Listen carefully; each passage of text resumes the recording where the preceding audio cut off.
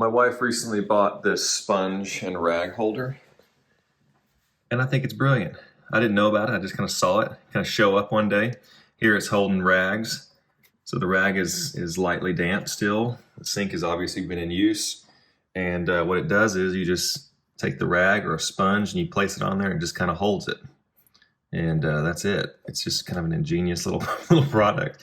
Nothing on there is metal, so nothing rusts. The suction cup's working pretty good. Sometimes it says to do it on a dry surface. I find sometimes putting a drop or two of water on there actually helps it stick better. Either way is fine. So we've got this one here, and then over here in the utility room,